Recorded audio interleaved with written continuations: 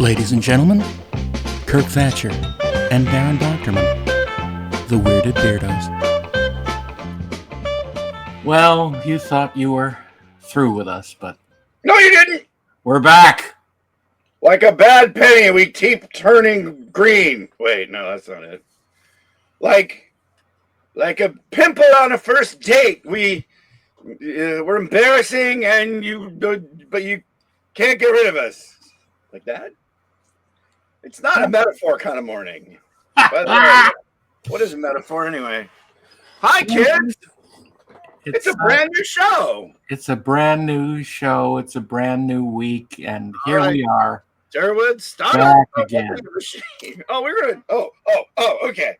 Don Adams. We're gonna talk about Don Adams. Don Adams. We were just riffing on him a few minutes ago. Well, I don't know if I'd mentioned this on this show because something I learned recently, watching a documentary on him, that the voice that he's famous for, the Get Smart voice, and the Tuxedo, is the Thin Man. His doing an impression of William, what's his face? The Thin Man. Mm-hmm. Oh God, what's his name? He talked like this. That's right. And so he was just doing an impression of Dick Powell. There it is. Yes. Dick. Yes. William Dick Powell. William Dick Powell.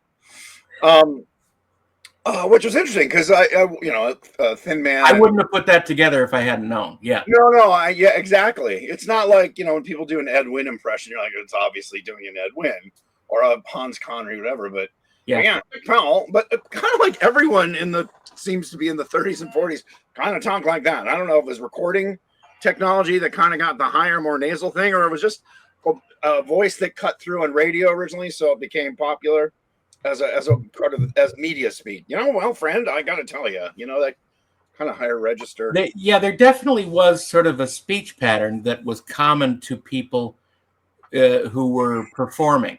Maybe it had something to do with stage actors wanting to be better or something like that. There's definitely a pattern that they had in the 30s and 40s. To me, Dick Powell had that, and Don Adams was just doing that type of voice. I didn't realize it was, but he had made a living as an impressionist doing Dick Powell as part of his act. Remember when you could make money doing Dick Powell impersonations? Remember when you could make money impersonating a dick? Well, I remember a guy made money impersonating Dick Nixon. That's true. There's a lot of dicks in our business. Well, we talked about the string of imitatable presidents, the Hall of Imitatable Presidents. Right. I don't know. I've never heard anyone do an Eisenhower. I guess he was more of a not particularly unique voice. Yeah. Same thing with I know Roosevelt had sort of that Boston Mid-Atlantic whatever. Oh yeah, no, everyone made fun of Roosevelt. Yeah, and then Eisenhower. Yesterday, December 7th, 1941. But again, recording technology kind of gave it that higher register where everyone sounds more like this. Yeah. Today, time marches on. I mean, everyone kind of had that. But yeah, starting with Kennedy, obviously. Then it's been pretty much I think, even Obama, he had a cadence more than a particular voice character. But was that clip short? Finished each word, kind of like Bill Shatner, but completely different. Without the acting. Right. Well, that's debatable, but I wonder if Al Gore was. I'm getting into like people who ran or vice presidents. Dick Cheney just kind of had that side of the mouth kind of thing. Al Gore was kind of southern and slow, explain things. We are going to have every vote counted. That was also Clinton. All right, there. Well, yeah, Clinton with the phone. Hill and I. So the question is, when is AI just going to do everybody's voice? It can do it now, and it's have you seen it's out there, but it's still not able to act. No, but I still think we could do a podcast where you and I are digital avatars of ourselves. I've seen people do it. It's pretty amazing. If they're just talking like the way I am right now, you don't see a lot of hand movement. Right. It's pretty good. I mean, it's if you don't know the person, you're like, okay, and then they go, by the way, I'm a digital version of me, and then they click to the real thing, and you're like, wow. So we should do an all AI episode where we feed them all our episodes. Have you ever seen a shirt make a phone call?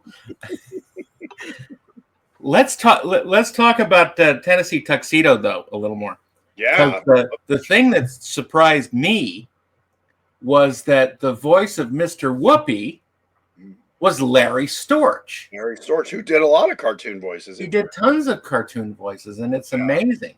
Because most people who remember him, either remember him from F Troop or Far Out Space Nuts. Oh no, he's not in Far Out Space Nuts. That's Bob Denver. Yeah. I would never. Ghostbusters.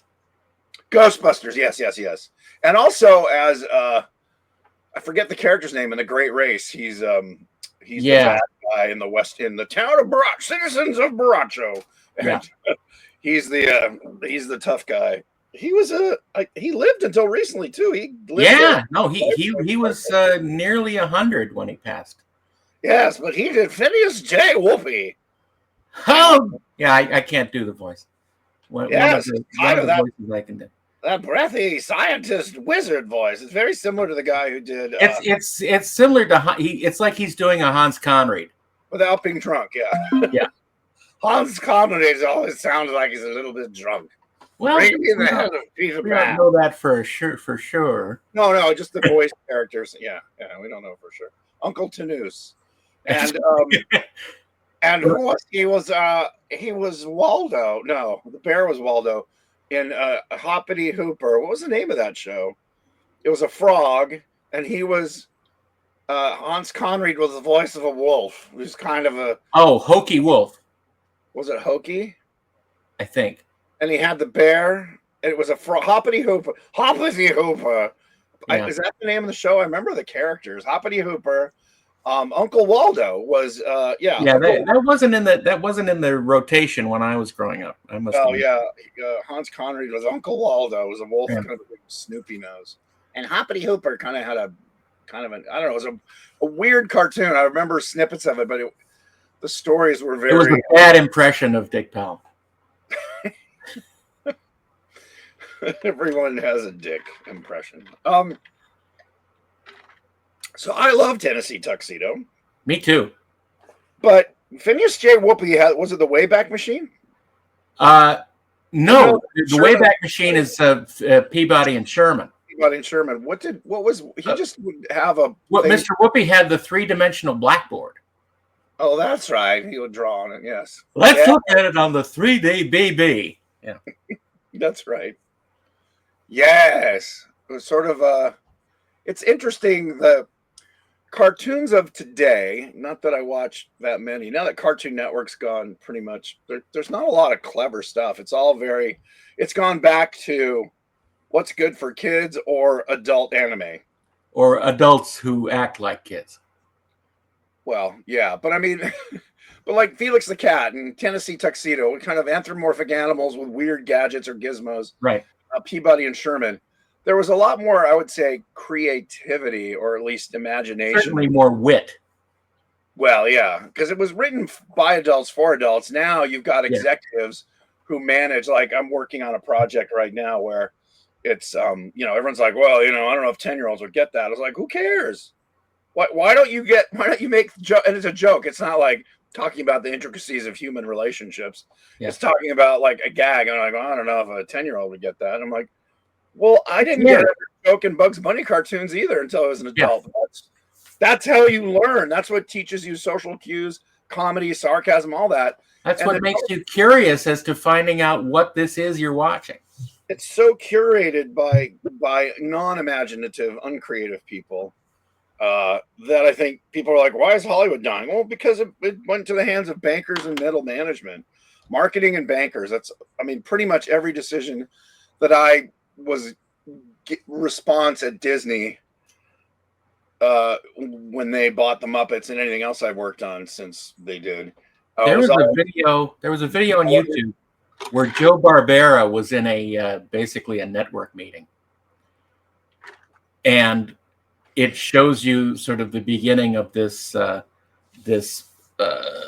wet blanket that was put over everything, and he was getting these crazy notes that completely destroyed any purpose of the show that they were making. Right. It seems like Daphne is whatever.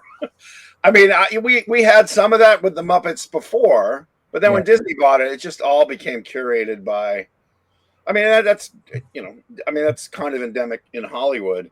I've been watching a bunch of stuff because I watch a lot of. Basically, you just watch YouTube and movies. People saying how the animation industry is dying or dead, and how Hollywood is dying or dead. And there's a really interesting fellow who I think I've talked about him before, Tom Bilyeu with Impact Theory. Mm-hmm. If any of you are curious human beings who like really smart conversations with really interesting smart people, look up YouTube Impact Theory. Tom Bilyeu. He's a billionaire. He's a billionaire. He's a billionaire with a Y. Really interesting, smart guy. Three or 4 days ago from when this is recorded, he did a thing about AI, and basically you got to get on the AI train the next 2 years, and not just artists, for everybody. He goes, no matter what you do, you're either going to work with it or you're going to be run over by it. And what's interesting is the first, let's say it's 35 minutes, the first 20 minutes is saying, historically, anytime there's a big change due to technology, there's a big fight. There's a lot of people get steamrolled, and a lot of people suddenly become millionaires. And he starts with the invention of the printing press, and I never really put this together, but he essentially draws the line between that and the 30 Years' War, because it became the fight over Bibles and interpretation of the Bible, because now everybody could have it, and you could get your own theory. And then, besides the Reformation with the Protestants and the Catholics, suddenly the Protestants broke into 10 different groups, and it just started these major wars. So you're like, oh, I've never had a history teacher connect that. That printing of the fact that you get a Bible, or even read Martin Luther's, what was it, 90 points or 72 points they pinned on the door. Suddenly common people, or at least the middle class, could read because you could afford a book. And so anyway, he goes all the way through from the printing press all the way up to personal computers and now AI. And, I remember last year, that's how recent it all is, when AI started, eating up art or creating art in little film clips. And I remember a lot of my friends are like, screw that. That's terrible. I'm never going to use it. And I think if you look at it, I said, if you're a traditional oil painter, you say, screw Photoshop, I'm never going to use it. Suddenly you're not getting the illustration gigs, or even 3D modeling, because I'm a sculptor. And there's nothing wrong with any of that. It's not, those skills don't go away. They just get much less useful, because technology tends to make things faster and quote unquote better, whether you believe faster is better. So it's interesting, but it's definitely, if any of you are interested in that, or have an opinion about AI and want to listen to another opinion, particularly if you hate it, and you can hate it all you want. I know oil painters and traditional illustrators who hate Photoshop and won't use digital and won't use Illustrator. And they still make a living, but they tend to be retiring age anyway. So yes, email us tasteful nudes. It doesn't even have to be of you. It could be your pet. It could, well, not your, don't. No, we don't. No, you don't send them to Derek. Say attention, Kirk. Oh my! I said tasteful. You're a bad man. But I'm a wonderful chipmunk. So okay, we've milked Tennessee Tuxedo again, but you. What oh, Tennessee. Can you imagine pitching that today? It's about a penguin who wears a hat and a tie, who talks like Dick Powell, and his partner's a big, dumb, sweet walrus. Yeah. And they have adventures. And gee, Tennessee, I just realized I'm the walrus. That's right, Chumley. From this Jay Whoopee. Let's go visit the Beatles. Let's go see Leonardo da Vinci. Da Vinci, if you're actually Italian. So I'm trying to think if there's anything. I mean, even stuff more recent. Again, I think of Cartoon Network really cranked out a lot of fun cow and chicken. I mean, just nut stuff that was really fun for adults as well as kids. And now it seems like it's all gone back to kind of where it was. I guess it's not based on toys, so it's just based on IP that they own. And well, I mean, the closest thing to something that has thought in it that I have a experience with is Rick and Morty. Yes, that's completely creator driven, and then they just kind of went, all right. Yeah, absolutely. Yeah, and that's why it can sustain itself, because it's not comedy. Is that Comedy Central who puts that out? I think it is. Did it come out of Cartoon Network or Warner Brothers? I know, like, isn't it Adult Swim? I don't know. Yeah, that's what I thought.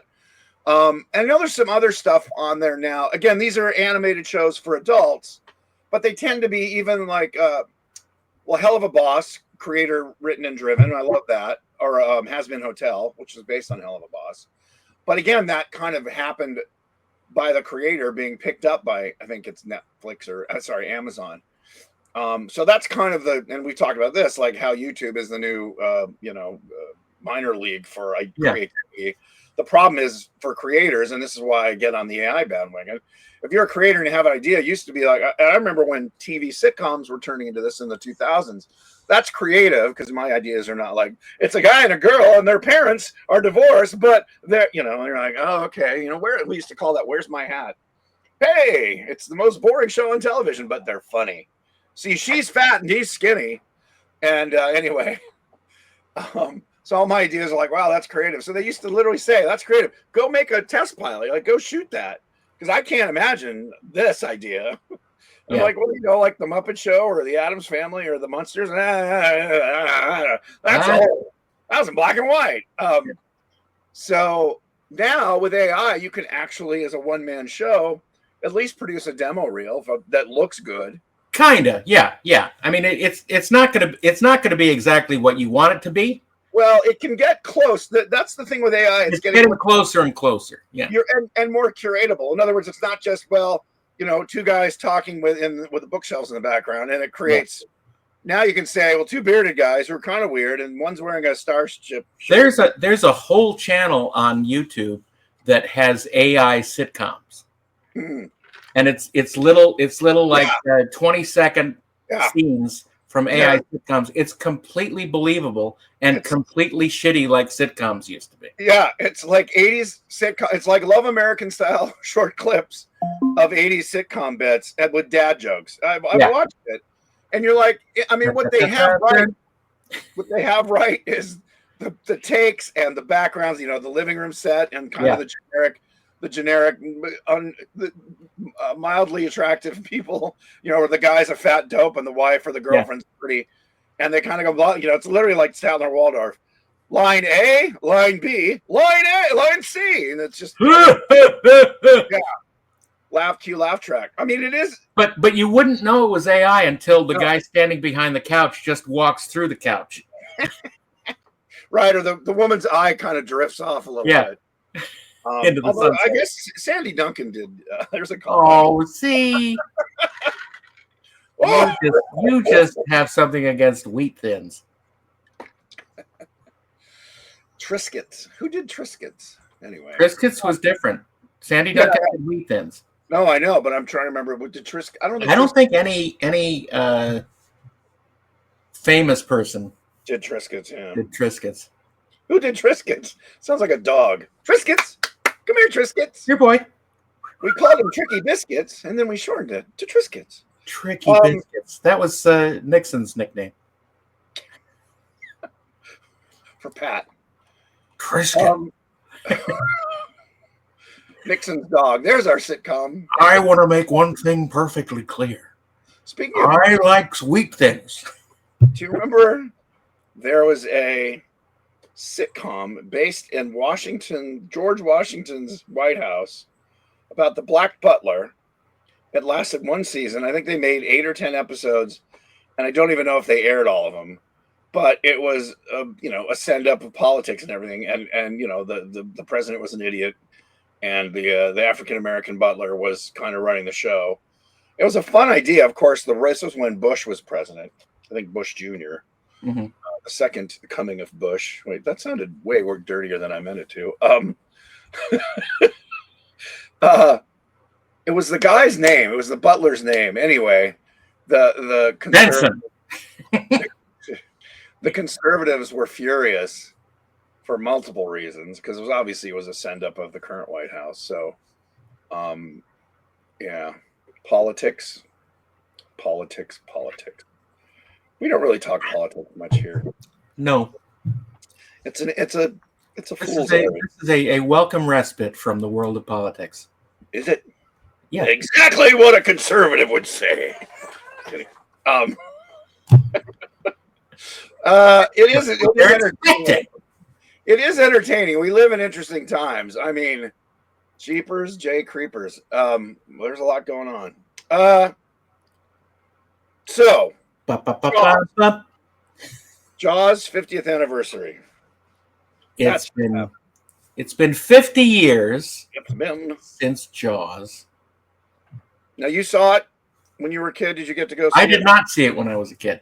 I didn't see it until VHS? Probably. No. I did see it in the theater. Maybe the first time I actually saw all of it was when I was at SC in '85. And they showed it in the theater. It was 75, right? Not 76. Came out in 75. 75, yeah. Well, it's the 50th. I can math. I saw it on the when it first came out, my parents were like, no, that sounds too bloody. And then enough people had seen it said it's not really bloody. There's a couple scenes, but it's a really good movie. So my mom didn't want to see it, so I just went. So I was like 13, I guess. So I went with a couple buddies, and yeah, it was it did make you question going in the ocean and growing up in Cali. It did gave you a little PTSD. I was most excited about the naked girl swimming in the poster. Like, when's that? Yeah, I don't know. That's what intrigued me, at age 8. Exactly. Chrissy. Where are we going? Swimming. That great Johnny Williams. That guy, and we've talked about Williams before. I mean, there's a creative person. Yeah, totally. I mean, but I can't think of another composer. I love Jerry Goldsmith too, but John Williams does a lot with a little. You know what I mean? Just picks a theme. And Goldsmith, who I love too, but he does a lot with a lot. Like he's more eclectic. Where John Williams is like, yeah, no. John Williams is old school. Vienna composer. He is from that. Just those themes that are so simple, and again, I said they're so simple and so difficult to come up with. Right. That's it's like drawing or anything else. Yeah. Heinrich Clay. It's find a line school of art, which I love. Peter DeSev is kind of the new master of it's shaping it with line, and then there's I'm trying who's like Mobius or Jean Giraud. Yeah. Just very clean, and you're like and John Williams is that. He can just do a lot with a little, and it's so memorable. And it's one of the hardest things to do, I guess. I'm not musical at all, but man, I'm always blown away. But talking about Jaws for a second, I think the shark theme is the least interesting thing in that movie. I know, but it's the thing you walk away with. Well, because it's the easiest thing to remember. Yeah, but that's my point. It's doing the heavy lifting when the shark isn't there. Right. He puts the shark there. Yeah. But yeah, I think the rest of his themes in that film are so great. Oh yeah, there's a heading out to sea, a little bit of all of it. And my favorite cue is at night when they have the searchlight going and there's floating around Ben Gardner's boat. That's just one of the greatest cues of all time. No, he knows what he's doing. And again, no, I'm not throwing shade at Goldsmith. He's probably my other favorite composer. No, I love Jerry Goldsmith. Because he was more like, let's try something different. Yeah. I mean, I think I didn't even realize, his score for Planet of the Apes, to me, it was half of it was like soundtrack. Just the use of I mean, sound effects. Sound effects. Yeah. Well, Yeah. yeah. Sound effects. Yeah. You're like, what? What is that a thing? Is that just so effective? And I think he was one of the first. Well, he and John Williams are probably why they're my two favorites.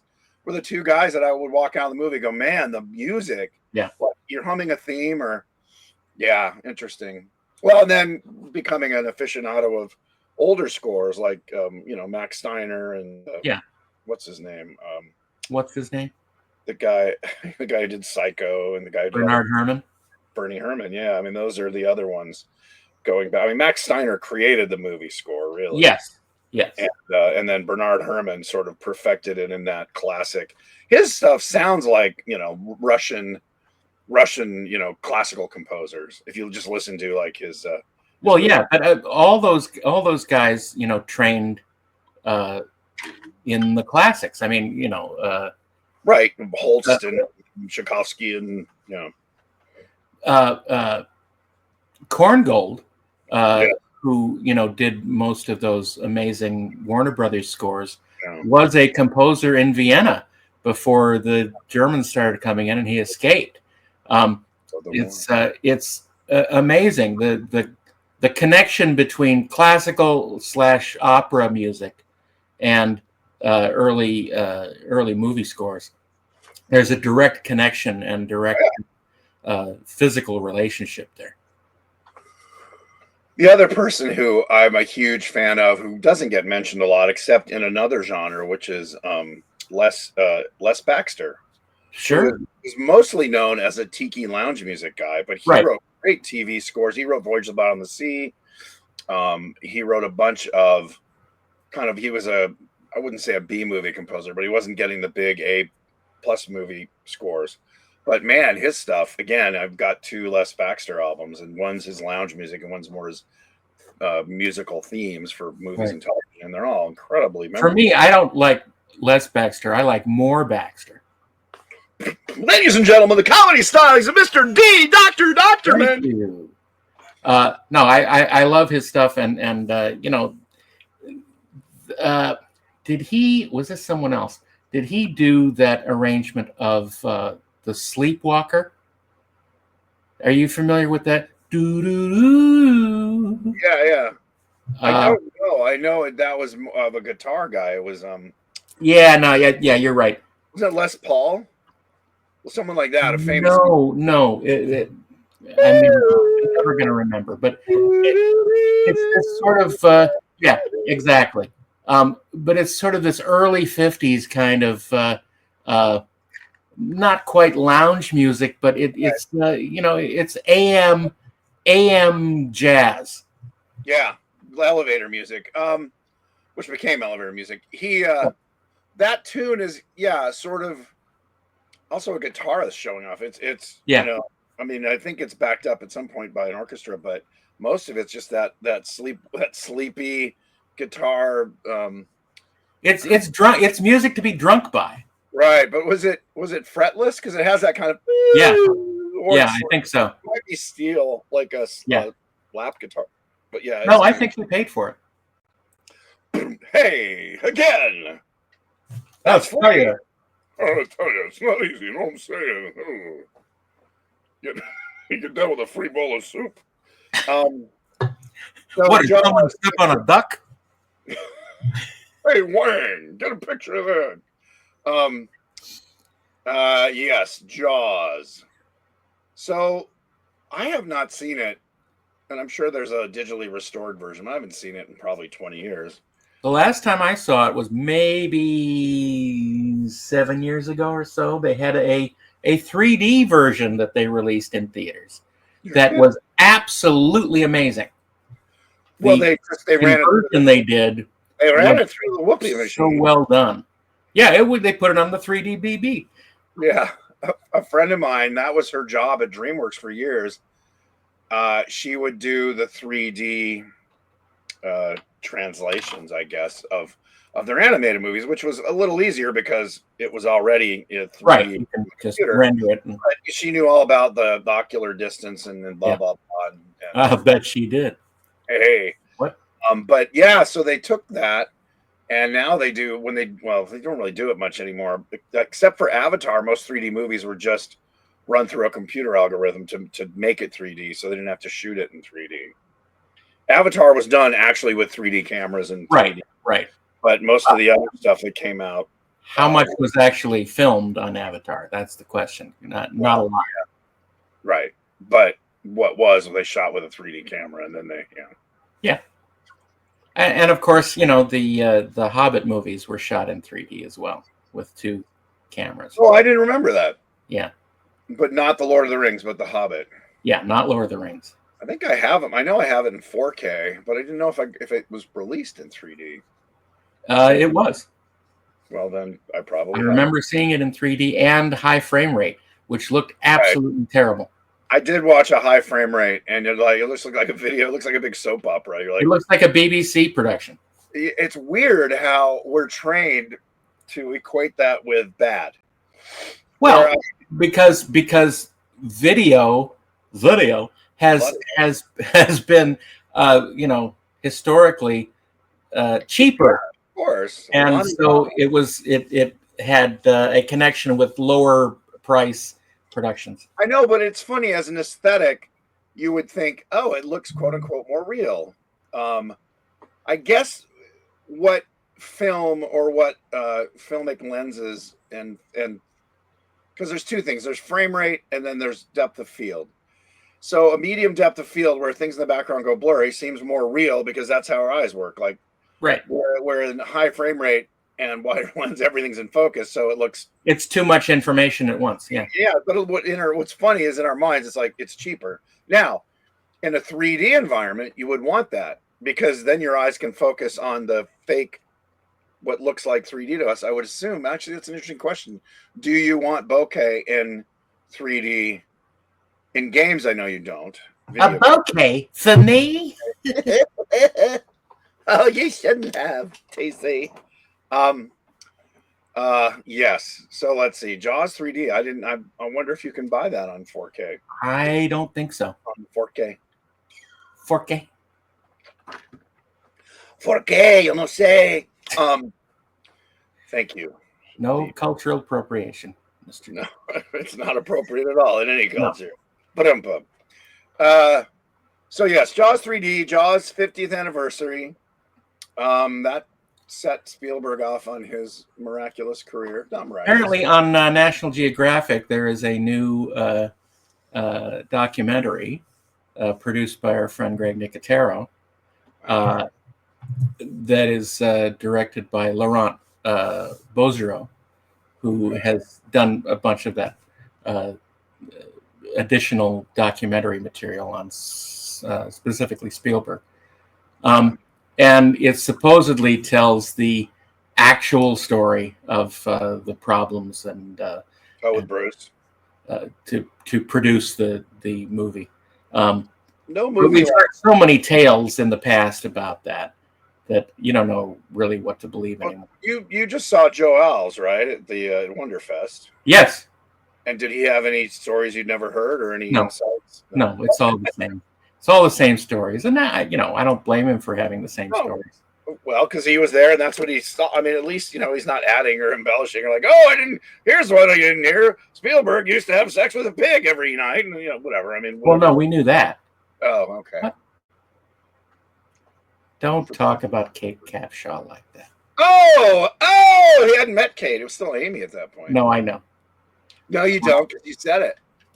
Shut up. Was it Amy at that point? I don't know if Amy was in the picture. Well, he might have been dating her. I don't know. Yeah.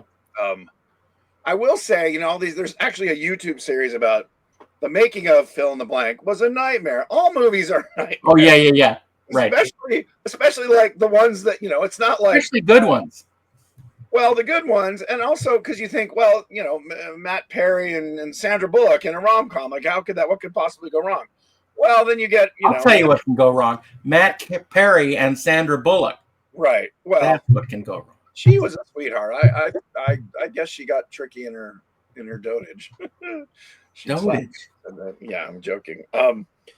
But yeah, then it's just the actors were the problem. There wasn't any huge effect scenes or something, or the script was a problem because they kept rewriting it because, you know, Sandra Bullock didn't like her or whatever. It's always a nightmare. Always.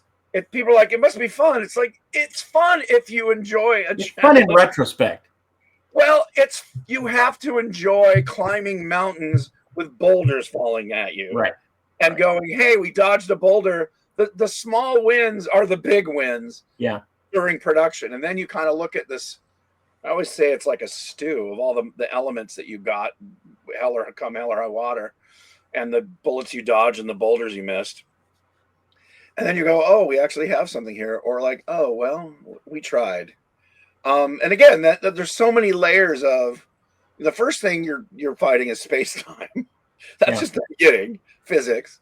Just and then the reality of getting things done. Right. And then you've got and this is why, going back to AI, why sitting in your chair with a computer saying, oh, do this, and it happens, and you don't have your digital actors going like, why am I saying this? It's like, because I typed it out in the prompt. Shut up! Why am I talking like Jerry Seinfeld?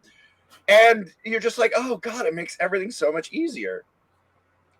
Which is why I'm like, I don't know why people hate it so much. Now, if you are Ryan Meinerding, I would be like, dude, I hope you know how to fix pipes, because he's an amazing, and he'll have a career. You know, the guys at the top of their field. But if you want to be Ryan Meinerding and you just got out of college and you learned how to do very realistic paintings in Photoshop, I've said this a million times when I was teaching at Art Center. I would tell the students, think of something else to do, because this is going away. Well, let's talk about that. You still need curators to say, I don't like this background, or do this or do that. But typically, but those are supervisory positions. That's those what I was going to say. entry-level things. You're not doing the grunt work. Yeah. So if you are trained in that, so being the wise teacher that you are, I just graduated and I was top of my class in production design. Good for you. I would still say learn AI so you can crank out 100 set drawings in a week instead of 4. Unfortunately, that's true. But you know, there's a lot of people that are going to be without any choice in the matter, and they're going to have to go back to bookkeeping. Then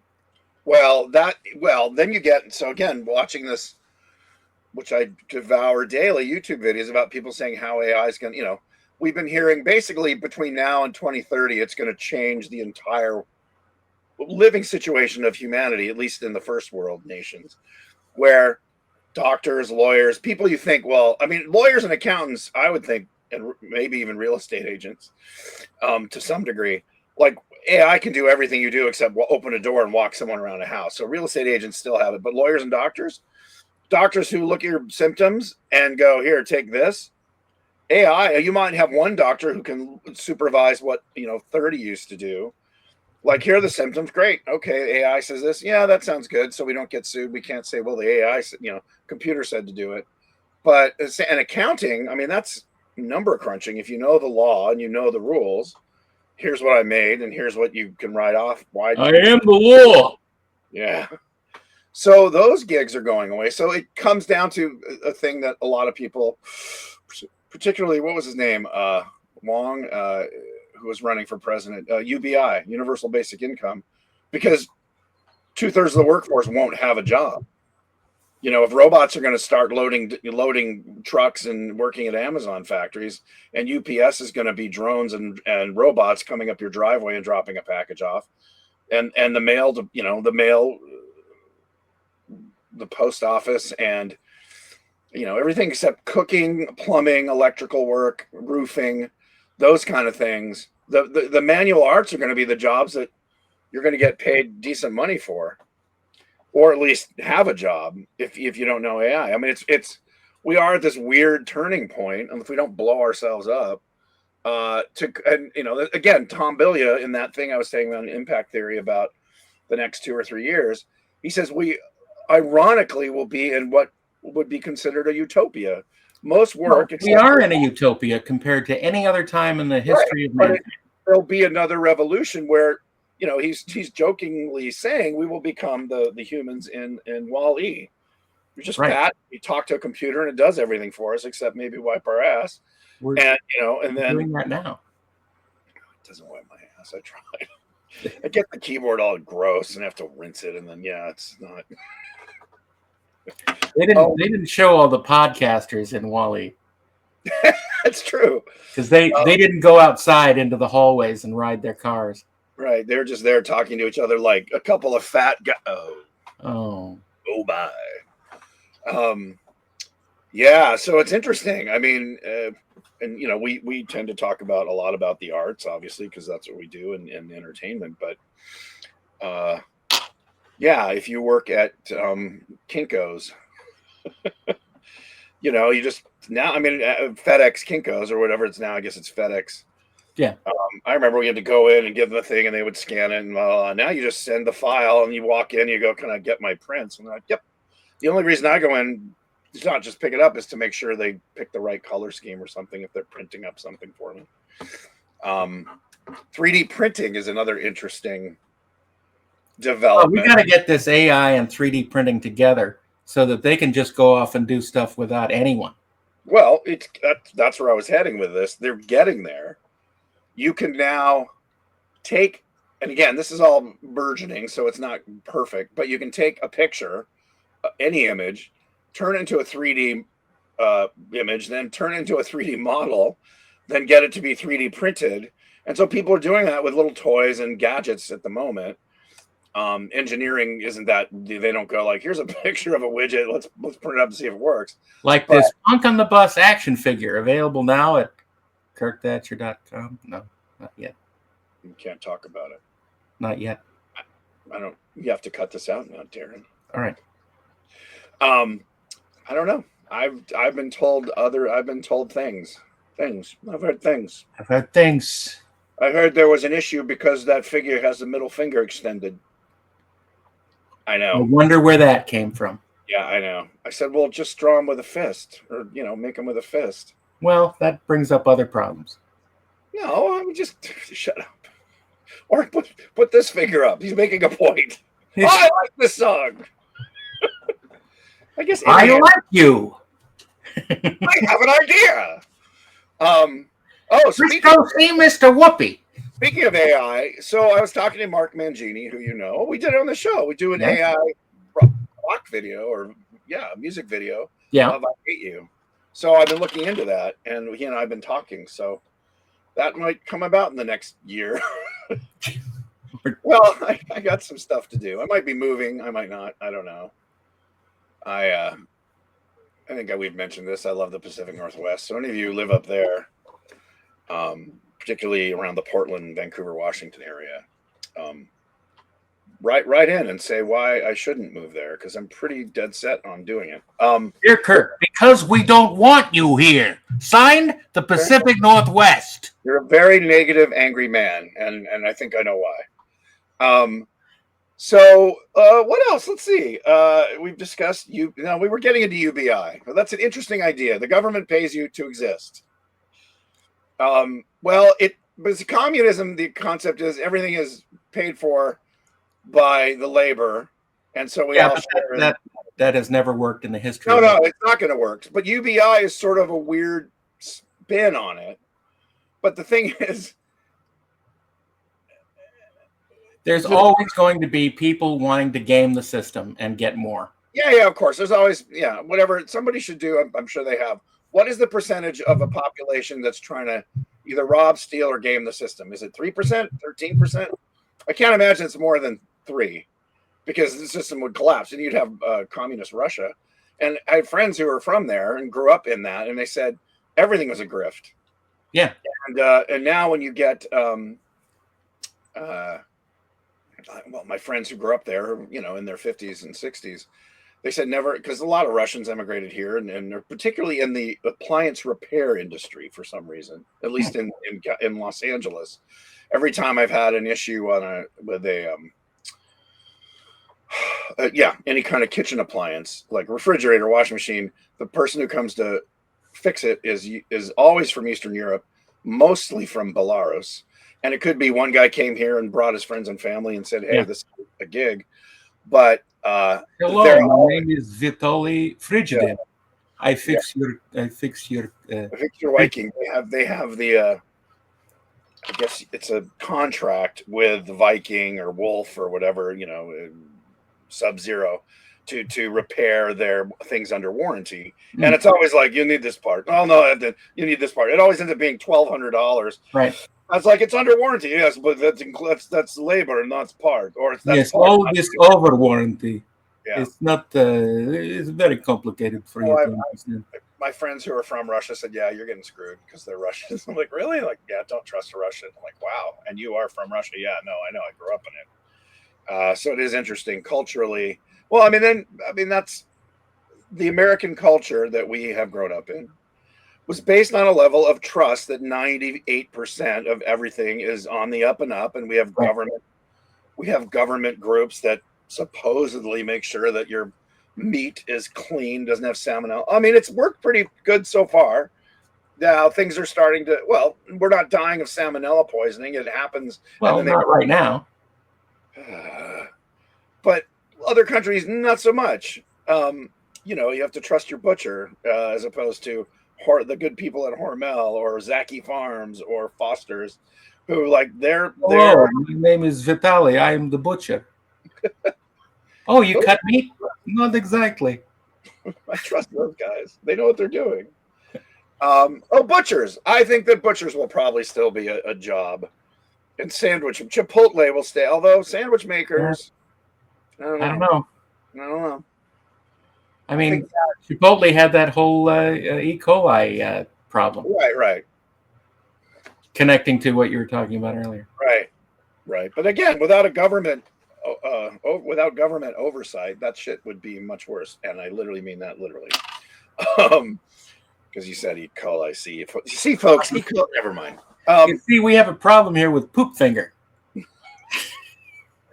Wasn't that an axed James Bond villain? Yes. Pooh finger, his fingers smell like poo. What would you do if you met Pooh Finger? You expect me to fart, Poop Finger? No, Mr. Bond. I expect you to shat yourself. Auric Goldfinger. Yeah. I mean, if you name a kid that, it's bound to go bad.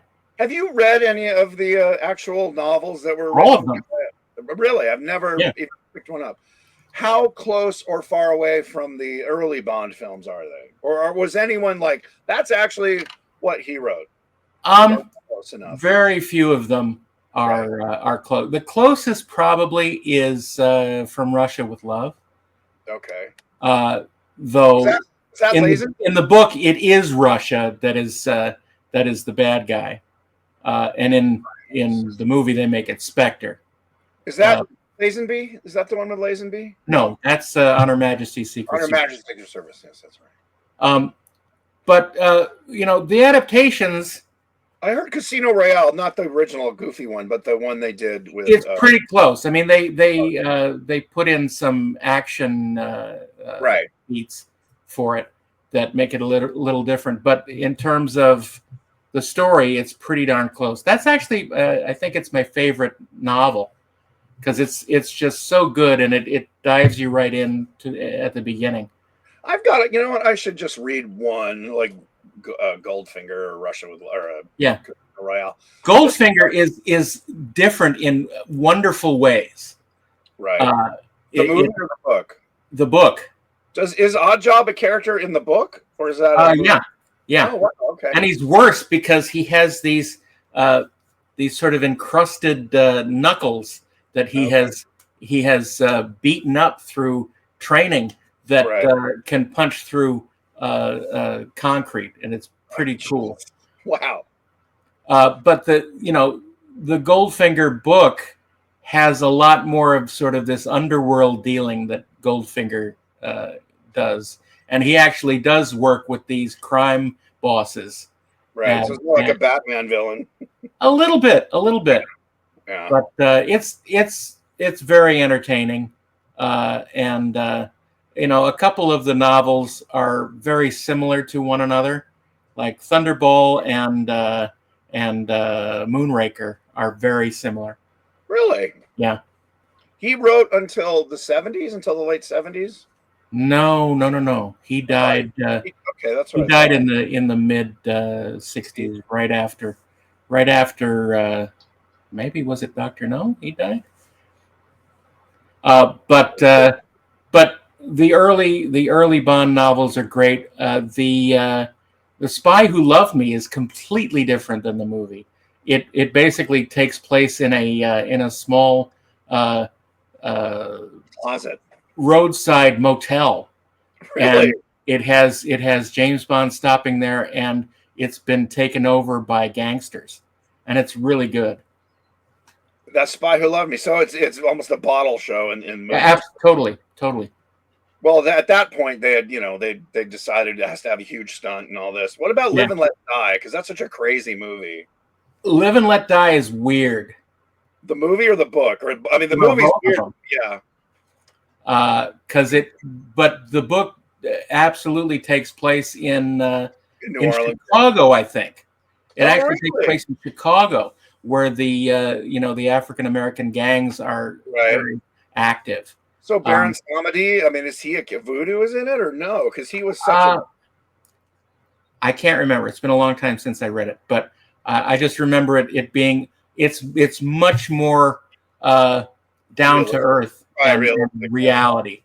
As are most of the novels. Yeah, well, I assume the movies kind of, they're no, they had to sort of up the stakes and make the spectacle more. That to me is what the Muppets lost after, well, pretty much after Treasure Island, because people are like, oh, are Kermit and Piggy gonna get married? And I'm like, nobody cares. No one cares. I mean, there's a million Muppet fans who care and live and die and dream about it.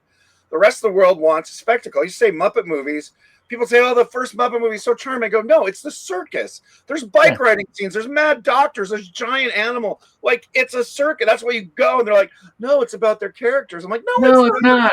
You are small-minded people. I used to say this in meetings. Your tiny brains can't comprehend. Your stupid little minds. Stupid. Stupid, exactly. Yeah, there's a reason I don't work with them anymore. No, the family was great. They got where it was coming from. But Disney is like, you can't tell them they're stupid. They know what they're doing. They've driven 3 giant franchises into the ground. That's right. How dare you tell me how to drive a franchise into the ground? Exactly. So I kept saying, do a Western, do a spy. Again, we've talked about my spy movie idea where he is Honey Beckham. And everyone calls her Honey Baked Ham because that's how it's spelled. Yes. We're gonna, and they're just like, no, the fans, and also to some degree the puppeteers themselves, because without any creative guidance, the guys who perform the characters have become sort of the curator, and they're just like, because they're coming at it from an actor's perspective. It's like, it's like letting Patrick Stewart and Brent Spiner write a Star Trek movie. It turns into crap. Well, did they ever try? Yes. Oh, really? Which one? The last one. Oh, really? Oh, interesting. I never saw it. Yeah. Movie, not a series. A movie. No, the movie. Yeah. Interesting. Yeah. Well, actors have a very, and I won't say narrow. Well, they do have a narrow focus. Yeah. They're very blinders. They have blinders. Right. That's what you want. You don't want an actor talking about your sets and your lighting and all that. But that's why people are like, what does a director do? Jokingly just say, you yell action cut and say yes or no. I mean, that's, yes, no, yes, no, yes, no, action cut. And, but you do need someone with a quote unquote vision. And I was told, and was sort of there, but Katzenberg and Eisner were the reasons that executives became the arbiters of taste in movies. I think they started at, was it Warner's, and then they went to Disney. And I remember, they were at Paramount and they went to Disney. Paramount. That's right. Sorry. That was it. Because I had just started at Paramount. They had just left a few years earlier. And people who'd been at Paramount for years were like, yeah, they were the ones who said, no, you're just not where the buck stops. You are the creative buck too. Yeah. And kind of empowered them. And so these were people, and some of them, were creative. And then there was like John Peters. Goober Peters is like a hairdresser. Yeah. Starting to make, and just now people will poo-poo that, but there is some value to, you know, the reason that Peter Jackson and even like Russ Meyer movies were successful, because they were the audience. They weren't a Yale or Harvard graduate with an English degree who was talking about the intricacies of, you know, Dostoevsky. And they were able to make something that they themselves wanted to see. They wanted to sit in the theater and see. And we've lost that. Everyone's like, why do they make so many great movies in the 80s? Because it's made by people who like to make movies. Yeah, because the corporations hadn't figured out, oh, we can say no to all this. Right. And we, you know, let's buy this book series, which is popular. Again, it worked with James Bond. It worked with Harry Potter. So they're like, well, let's just make things from books that are already sold. We don't have to do so much work. We're lowering our risk. And that's essentially what's happened, which is, again, back to why YouTube. But risk is our business. Hey, where's that from?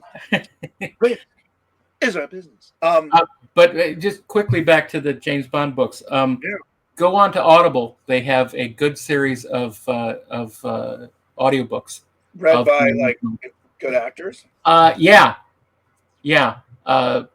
Who's the guy who played? No, Sean Connery. Who played the Beast in the live action Beauty and the Beast? He's also on Robbie. No. Yeah. Oh, in the live action one. Sorry. Live action one. Live action. Yeah. Robbie. You're thinking of Ice Castles. No, I'm not. I'm not thinking of Ice Castles. No, not anymore. I didn't see that. Anyway, but there are several versions on there that are excellent, and they're short listens, so just a few hours each. So really, Ian Fleming books were breezy. At least a few of them were, yeah. He also wrote, for you nerds or people, and you know where I'm going with this. I do. Chitty Bang Bang, which again I've never read. I should have read that. That was more in my wheelhouse. Which is funny because, I mean, I guess he had to take a break from people killing each other. And now were the Fleming Bond books, well, the only Bond books, I guess, as sexual? Like, was he described? He just said they made mad love under the moonlight, or was he very graphic? I mean, they weren't they weren't graphic. Yeah. There's still a lot of hanky panky going on. Yes, always spy. I wonder if real spies are like, I never get laid. I'm like trying to blend into the background. Right. Yeah. If someone's noticing me, I'm doing my job wrong. Exactly. That'd actually be funny. A guy, there's a pitch.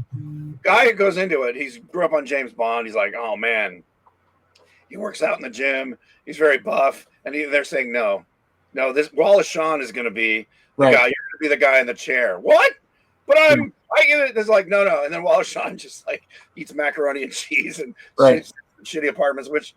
When you do hear interviews with actual spies, are like, oh no, you want to be the gray man. You want to just blend in, and you're not banging hot women. You are maybe get a girlfriend, so you kind of assimilate into the culture. Well, which reminds me that the original casting thoughts for Total Recall in the Schwarzenegger role had Richard Dreyfuss, and I thought that would have been infinitely more interesting to see.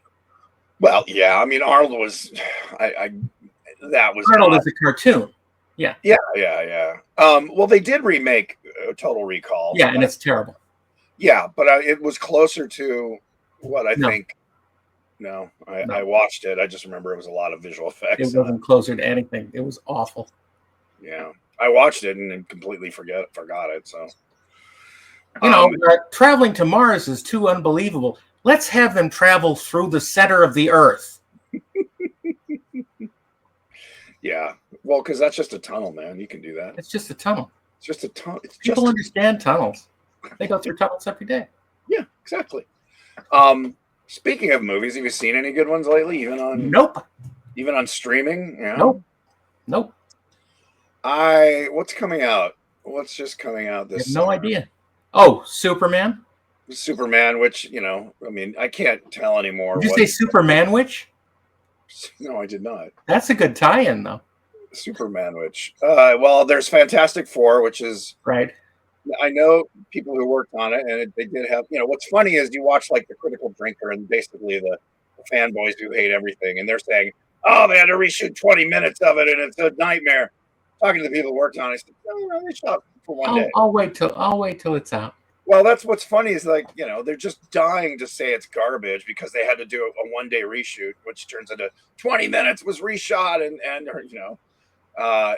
so I still want to see that. I've always loved the Fantastic Four. I'm just tired of seeing Pedro Pascal and everything. Between him and frickin' Goggins. I love Goggins. I love Goggins. ILG. Pascal, I'll give you I semi-agree with you, particularly as Reed Richards. When they did what was it? The second Doctor Strange, when it was played by the guy from The Office. I thought that's a perfect Reed Richards guy. He was in a lot of things. Yeah. He's also directing. Yeah. I thought that was great casting. I don't know about the rest, but he was great. Well, who would have made a good one? Timothy Olyphant. Yeah, I liked him, Oliphant. Is he in a series? I just saw him. He's super likable, little crusty, but I think Krasinski has that sort of everyman vibe. I mean, even though he buffed up for he's too young though. Really? Young. Yeah, he's a young father. I mean, I don't. So the casting on it, I don't know. None of them. I mean, Pedro Pascal's likable. I don't have a problem with him. I semi-agree that he's in everything, but I'm just tired of him being in everything. That's all. Yeah, but you're just a grouch. Look in the mirror, Mr. Thatcher. I do every day, and I cry. Why? Why do you have to bring that up? You shut up. You shut your dirty. Shut up. Go wash your beard, weirdo. I did actually, and I gave it a trim this morning. Jesus, mine's like a fucking baleen here. It just catches all the little bacteria and keeps them there. I'll go like this and be like, when did I have coconut? When did I have raw tuna? Did I have that 2 weeks ago? Yeah, it stays. It has a staying power. Wait, there was one more. So we're talking about AI. Movies coming out. So I went and saw the Thunderbolts. Yes. We'll talk about this. I can't remember. If you cut the first half hour, I think it'd be a much better movie. I liked it. And again, the first half hour, you're like, oh, God, the Florence Pugh. I mean, Pugh is not just her name. I don't dislike her, but I don't like her. You know what I mean? She's kind of like a non-event to me. Yeah. Her and Rooney Mara, right, are both actresses I don't dislike, but I find them completely I just don't find them at all engaging. It's not about a beauty or they're like characterless. Well, they're not for you, Kirk. They're not for me. So her character was fine. I just didn't care about her enough to watch the first 20 minutes of her living her dull murder life. But Thunderbolts is worth a watch when it comes out on Disney Plus, which should be presently, pretty soon. Yeah. So Fantastic Four. What else? The Superman movie, which I don't know, looks interesting. I trust James Gunn. I mean, everything he's done, I've really enjoyed, particularly when he wasn't under the Disney thumb. When he did, what was it? Not Peacemaker, the John Cena series. Oh yeah. Is it Peacemaker? What's the name of that show? It's been off for a year, so I forgot. Anyway, I love that. Bullethead, yeah. Well, and a buddy of mine's in it, and it's funny, it's adult, it's goofy, it's got everything that makes a comic book concept work for me as an adult kind of comedy action series. Superman, I don't know, is getting a lot of hate for stuff I don't care about, like, well, that character's hair is different. I'm like, really? I don't pay attention to it. I'll see the movie when it comes out, and I'll make my own. So I'm looking forward to that. I loved his Suicide Squad. I think it's the best version of it ever. Yeah. Not for me. Really? You didn't like James Gunn? I loved it. Yeah. I thought, well, what's her name's Harley Quinn was great, and I just thought he nailed the silliness of a cartoon without having it turn into a Tim Burton Batman. Although I love the second Batman. Speaking of that, it's anniversary of Batman Returns today. Really? Yeah. Is it 40 years? Oh, Jesus. That was the one with the penguin with Danny DeVito. Yeah, I love that. I thought that for me is still my favorite Batman movie. It just it captured the essence of the goofiness of DC Comics, but made it in a real world. I don't know. The other ones, yeah. Anyway, we don't have to get down that rabbit hole. Yeah, no. Speaking of holes, we have been a whole hour. Oh, we have. Look at that. God, we can, just like that. Girl, we can talk. You're not going to Comic-Con? No, I'm going to be in Raleigh that weekend. Oh, really? Do you have consent? I mean, she's a lovely gal. Oh, right. Yeah, sorry. Well, I'll be down at San Diego. I think I'm doing a puppet panel on Friday or Saturday. Look it up if you care. I will be mainly day drinking, probably at the Omni Bar. If you want to stop by and say hi, get my autograph. Fun. And we will also have fun the first week of August at Trek Vegas. Yes, that's always a good time. Where we can have the intellectual puppets panel with John Shuck. John Shuck. Kirk and his band of, what does he call them? Pirates? No. Cutthroats? No. Cutthroats, something like that. Anyway. There shall be no peace as long as Kirk lives. Yes. But that's gonna be a fun weekend as well. Yeah, there's some great guests. It'll be fun. Last year I tried to do. We talked about it with the who's the Star Trek band that do cover songs? We're gonna do a jazz, like a Vegas lounge version of "I Hate You." Oh, with the Roddenberries. Isn't that the band? Yeah, the Roddenberries. And we just couldn't get it together. So I got to talk to them because they said coming quick. I know. Well, they already said they kind of figured out how to do it. I just need to coordinate and get a copy of that I can listen to, so I'm not coming cold. But it's really like, how do you swing it? Like, hey, just what is the future? Whatever. Is it that, or is it? Anyway, it should be fun. Definitely get your tickets for that. Yeah. And like that. All right, bud. Good. Well, have a great 4th of July, everybody. This should be airing right around that time. This comes out on the 1st. Ooh. And that'll be exciting. And the month off ride with the Weirded Beardos. And wish me luck. I turn 58. Dear Lord, what has happened? Time marches on. It does. As my grandfather said, well, any day above ground. News on the march. Darren Doctorman turns 58. Yes. To all 58-year-olds. A cautionary tale. Thanks, everybody, for joining us for this wacky hour. Unfettered by guest or schedule. Unfettered by logic. That's right. And as T. Planahoff, matron of Vulcan philosophy, always said, logic is the cement of our civilization, from which we ascend from chaos using reason as our guide. Never forget that. The Weirded Beardos are Kirk Thatcher and Darren Doctorman. Email them at theweirdedbeardos@gmail.com.